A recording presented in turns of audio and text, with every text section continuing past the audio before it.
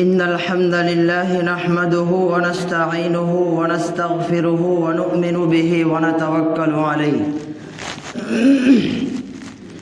ونعوذ بالله من شرور أنفسنا ومن سيئات أعمالنا من يهده الله فلا مضل له ومن يضلله فلا هادي له ونشهد أن لا إله إلا الله وحده لا شريك له ونشهد أن سيدنا وسندنا ونبينا ومولانا محمدا عبده ورسوله أما بعد فأعوذ بالله من الشيطان الرجيم بسم الله الرحمن الرحيم وذروا ظاهر الإثم وباطنه صدق الله العظيم. میرے معزز سامعین، جمعہ کی نماز ادا کرنے کے لیے اپنے پاک گھر میں بلایا. میرے بھائیوں، یوں تو اللہ رب العزت کی بہت سی نعمتیں ہیں. اللہ تعالیٰ نے ہمیں بے شمار نعمتوں سے نوازا ہے. مثال کے طور پر اللہ تعالیٰ نے زمین و آسمان بنائے. اللہ تعالیٰ نے چاند سورج ستارے بنائے جن سے ہر ایک انسان فائدہ اٹھاتا ہے. جیسے اللہ تبارک و تعالیٰ نے بارش کو برسایا جس کے ذریعے ہر ایک انسان فائدہ اٹھایا. لیکن کچھ نعمتیں ایسی ہیں جس کو اللہ تبارک و تعالیٰ نے صرف اور صرف ایمان والوں کو دیا ہے. مثال کے طور پر اللہ تعالیٰ نے ایسے تو بہت سے شہر بنائے لیکن تمام شہروں کا سردار مکۃ المکرمہ کو بنایا اور وہ ایک ایمان والوں کو دے دیا. اسی طرح اللہ تبارک و تعالیٰ نے بہت سے گھر بنائے لیکن تمام گھروں کا سردار بیت اللہ شریف کو بنایا اور وہ بھی ایک ایمان والوں کو دے دیا، بے ایمانوں کو چھاٹ دیا.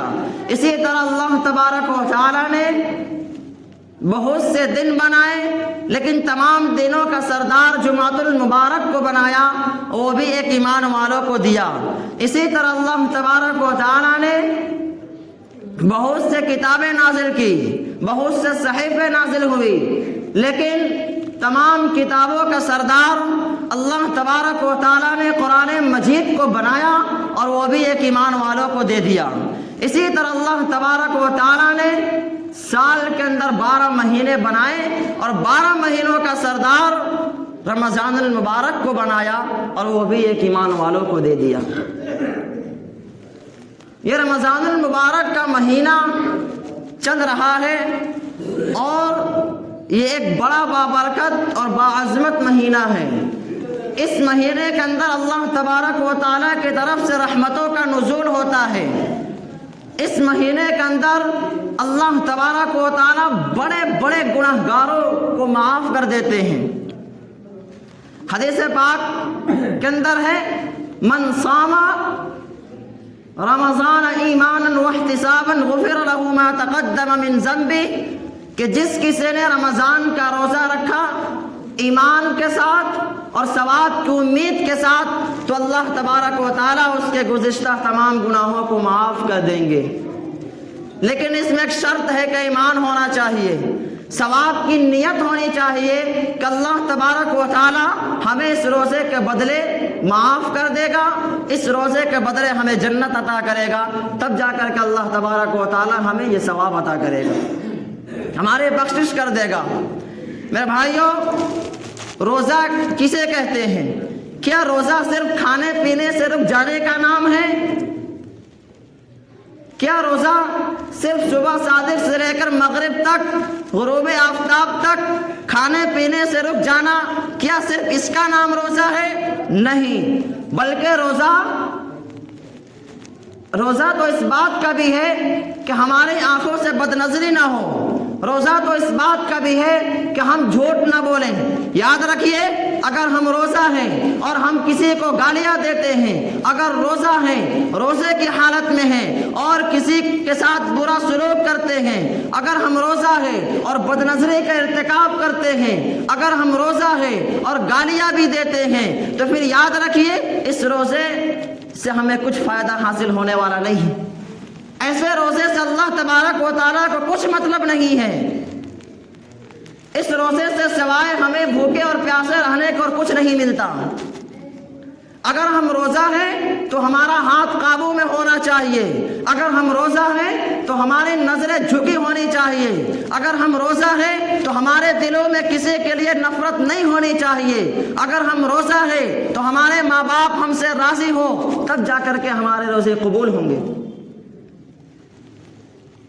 رمضان المبارک کے مہینے کے اندر تو ہر ایک کی بخشش ہو جاتی ہے، لیکن کچھ لوگ ایسے ہیں کہ جن کی بخشش نہیں ہوتی ہے۔ کچھ لوگ ایسے ہیں کہ جن کی بخشش نہیں ہوتی ہے۔ سب سے پہلا شخص وہ ہے شراب پینے والا۔ جو شخص شراب کا عادی ہو جائے اللہ اسے معاف نہیں کرتا ہے۔ ایسا نہیں ہے کہ معاف نہیں ہوگا، مطلب یہ ہے کہ سچی توبہ کرنی پڑے گی۔ اگر روزہ رکھ رہے ہیں اور جھوٹ بول رہے ہیں، ہوٹلوں میں بیٹھ کر ایک دوسرے کی غیبت کر رہے ہیں، تو پھر اس روزے سے کوئی فائدہ نہیں ہے۔ دوسرا وہ شخص ہے جس کی مغفرت نہیں ہوتی ہے اس رمضان کے مہینے کے اندر، وہ ہے ماں باپ کی نافرمانی کرنے والا، والدین کا نافرمان۔ میرے بھائیوں، ہمیں یہ دیکھنا پڑے گا کہ کہیں ایسا تو نہیں ہے کہ ہم مسجد میں آ کر سجدے پر سجدے کیے جا رہے ہیں اور گھر میں ہمارے ماں باپ ہم سے ناراض بیٹھے ہیں، کہیں ایسا تو نہیں۔ یاد رکھیے، اگر ہمارے ماں باپ ہم سے ناراض ہیں تو پھر ہمارے روزے قبول نہیں ہوں گے، ہماری نمازیں ہمارے منہ پر مار دی جائے گی۔ لیکن آج ہمارے کچھ نوجوان ایسے ہیں جو اپنے ماں باپ کو گالیاں دیتے ہیں، جو اپنے ماں باپ کو تکلیف پہنچاتے ہیں، ان کی آنکھوں میں آنکھیں ڈال کر بات کرتے ہیں۔ بڑے شرم کی بات ہے۔ میرے بھائیوں، کیا ہمیں احساس نہیں ہوتا کہ وہ بوڑھا باپ جس نے اپنی پوری جوانی کھپا دی میری جوانی بنانے کے لیے، وہ بوڑھا باپ جس نے سورج کی گرمی کو برداشت کیا، آج ہم اس ماں باپ کی نافرمانی کرتے ہیں، اس ماں باپ کو گھر سے نکالنے پر مجبور کرتے ہیں۔ یاد رکھیے، اگر ہم اپنے ماں باپ کے نافرمان ہیں تو پھر اس روزے سے کوئی فائدہ نہیں ہے سوائے بھوکے اور پیاسے رہنے کے۔ وہ الگ بات ہے کہ آپ سے یہ نہیں پوچھا جائے گا کہ آپ نے روزہ کیوں نہیں رکھا، لیکن ثواب تو نہیں ملے گا نا۔ تیسرا وہ شخص جو اپنے رشتہ داروں سے قطع تعلقی رکھتا ہے، جو رشتہ داروں سے جھگڑتا ہے، پڑوسیوں کو تکلیف پہنچاتا ہے، اس کا بھی بخشش نہیں ہوتی ہے رمضان المبارک کے مہینے کے اندر۔ حدیث پاک کے اندر آتا ہے من سلم المسلمون من لسانہ ویدہ، کہ مسلمان تو وہی ہے کہ جس کی زبان اور اس کے ہاتھ سے دوسرے مسلمان محفوظ رہے۔ آج ہم اپنے پڑوسیوں سے معمولی باتوں پر کئی دن تک بولنا چھوڑ دیتے ہیں، حالانکہ اللہ کے نبی علیہ الصلوۃ والسلام فرماتے ہیں کہ کسی مسلمان کے لیے یہ جائز نہیں ہے کہ وہ اپنے مسلمان بھائی سے 3 دن سے زیادہ قطع تعلقی رکھے۔ چوتھا شخص وہ ہے جس کی بخشش نہیں ہوتی ہے اس مہینے کے اندر، وہ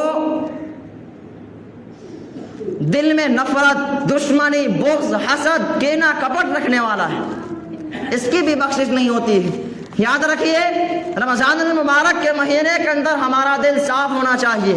حدیث پاک کے اندر آتا ہے، اللہ کے نبی علیہ الصلوۃ والسلام ارشاد فرماتے ہیں کہ انسان کے جسم کے اندر گوشت کا ایک لوتھڑا ہے، گوشت کا ایک ٹکڑا ہے، اذا صلحت صلح الجسد کلہ، کہ جب اس کی اصلاح ہو جاتی ہے، جب وہ درست ہو جاتا ہے، وہ سنور جاتا ہے، تو بدن کے سارے اعمال سنور جاتے ہیں۔ وَإِذَا فَسَدَتْ فَسَدَ الْجَسَدُ كُلُّهُ، اور جب وہ بگڑ جاتا ہے تو جسم کے سارے اعمال بگڑ جاتے ہیں۔ الا وہی القلب، جان لو کہ اس کا نام دل ہے۔ تو پتہ یہ چلا کہ دل کے سنورنے سے انسان سنورتا ہے اور دل کے بگڑنے سے انسان بگڑتا ہے۔ اس لیے ہمیں چاہیے کہ ہم اپنے دلوں پر محنت کریں، اس دل میں کسی کے لیے دشمنی نہ ہو، اس دل میں کسی کے لیے بغض نہ ہو، اس دل میں کسی کے لیے نفرت نہ ہو۔ اگر نفرت ہوگی تو اس دل میں اللہ کی محبت نہیں آئے گی۔ میں آپ سے پوچھتا ہوں کہ اگر ایک دودھ دینے والے کے پاس ہم گندا برتن لے کر جائیں گے تو کیا دودھ دینے والا اس میں دودھ دے دے گا؟ وہ کہے گا کہ میاں ذرا اس کو صاف کر کے لاؤ، ذرا اس کو چمکاؤ۔ تو جب ایک دودھ دینے والا ایک گندا برتن میں دودھ نہیں دے سکتا ہے تو اس گندے دل میں اللہ کی محبت کیسے آ سکتی ہے؟ اس لیے اللہ تبارک و تعالیٰ ارشاد فرماتے ہیں وَذَرُوا ظَاهِرَ الْإِثْمِ وَبَاطِنَهُ کہ چھوڑ دو وہ گناہ جو تم ظاہر میں کرتے ہو اور جو تم چھپا کے کرتے ہو۔ اچھا، گناہ کرنے کی چند وجوہات ہوتی ہیں، گناہ کرنے کی چند وجوہات ہوتی ہیں۔ گناہ کرنے کی سب سے پہلی وجہ یہ ہوتی ہے کہ ہم یہ سمجھتے ہیں کہ ہمیں دیکھنے والا کوئی نہیں ہے۔ جب یہ بات ذہن میں آ جائے نا کہ ہمیں دیکھنے والا کوئی نہیں ہے تو یہ گناہ کرنے کی سب سے پہلی وجہ ہوتی ہے۔ اس کا جواب اللہ تبارک و تعالیٰ قرآن مجید کے اندر دیتا ہے، فرماتے ہیں ان ربک لبالمرصاد کہ تیرا رب تیرے گھات میں لگا ہوا ہے۔ اب گھات کسے کہتے ہیں؟ مفسرین نے لکھا ہے کہ جب کوئی شکاری جب کوئی شکاری شکار کرتا ہے تو اپنے شکار کو کتنا توجہ کے ساتھ دیکھتا ہے، یہاں تک کہ کچھ وقت کے لیے اپنے سانس کو بھی روک لیتا ہے، پلک میں نہیں جھپکنے دیتا۔ اس کیفیت کو مرصاد کہتے ہیں۔ تو اللہ تبارک و تعالی ہمیں اتنے دھیان سے دیکھتے ہیں تو پھر ہم یہ کیسے کہہ سکتے ہیں کہ ہمیں دیکھنے والا کوئی نہیں ہے؟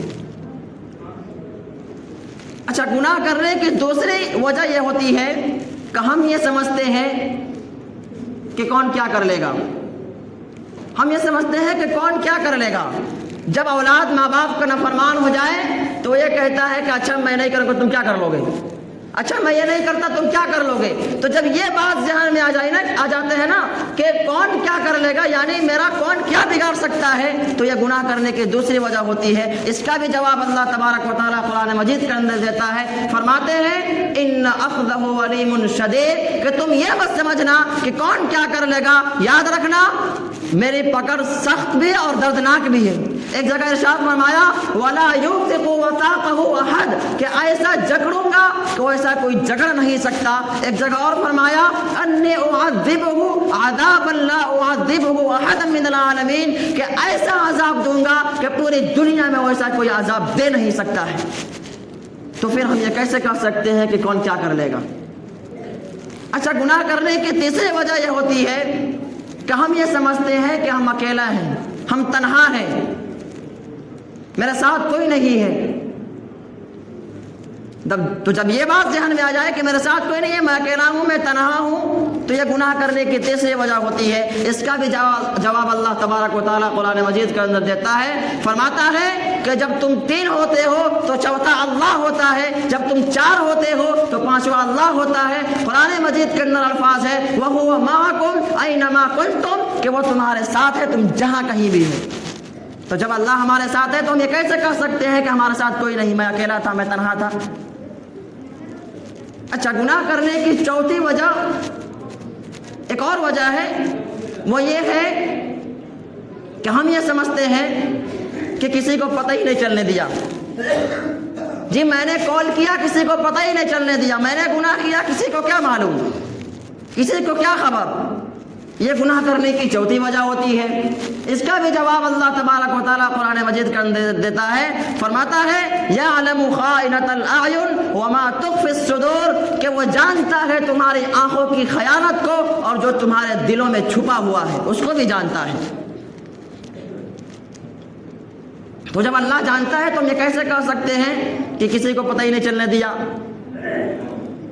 جس کا تھا ڈر وہ نہیں ہے گھر، اب جو چاہے کر، یہ معقولہ بنا ہوا ہے۔ تو میرے محترم بزرگوں دوستو، اس لیے ہمیں چاہیے کہ ہم گناہوں کو چھوڑ دیں اور ایک اچھی زندگی گزاریں۔ یاد رکھیے، اگر روزے کے حالت میں ہم گناہ کرتے ہیں تو جس طرح حدیث پاک کے اندر آتا ہے کہ اس رمضان المبارک کے مہینے کے اندر اگر کوئی نفل نماز پڑھتا ہے تو اسے فرض کا ثواب دیا جاتا ہے، اور اگر کوئی فرض پڑھتا ہے تو اس کو 70 فرضوں کا ثواب اللہ عطا کرتا ہے۔ تو کیا اگر ہم اس رمضان المبارک کے مہینے کے اندر گناہ کریں گے تو کیا ہمیں زیادہ گناہ نہیں ملے گا؟ جب ثواب بڑھے گی تو گناہ بھی تو بڑھے گا۔ یاد رکھیے، اگر غیر رمضان میں کوئی نماز نہیں پڑھتا تو اسے وہ ایک بار مجرم ہے، اور اگر رمضان کے مہینے کے اندر نماز قضا کرتا ہے، نمازیں چھوڑتا ہے، تو وہ 70 بار مجرم ہے۔ اگر کوئی رمضان سے پہلے گیم کھیلتا ہے وہ ایک بار مجرم ہے، اور اگر رمضان کے اندر کوئی گناہ کرتا ہے، کوئی گیم کھیلتا ہے، وہ 70 بار مجرم ہے۔ اس لیے میرے بھائیو، قرآن کہتا ہے وَذَرُوا ظَاهِرَ الْإِثْمِ وَبَاطِنَهُ کہ چھوڑ دو وہ گناہ جو تم ظاہر میں کرتے ہو اور جو تم چھپا کے کرتے ہو۔ اس لیے میرے بھائیو، ہمیں گناہ چھوڑ دینا چاہیے اور ایک اچھی زندگی گزارنا چاہیے۔ ان تمام باتوں کا خلاصہ یہ ہے کہ ہمیں اس مہینے کی قدر کرنی ہے، اس مہینے کا احترام کرنا ہے۔ بہرحال دعا کرے کہ اللہ تعالیٰ کہنے سننے سے زیادہ عمل کی توفیق عطا فرمائے۔ وقت کافی ہو چکا ہے۔ وآخر دعوانا ان الحمد للہ رب العالمین۔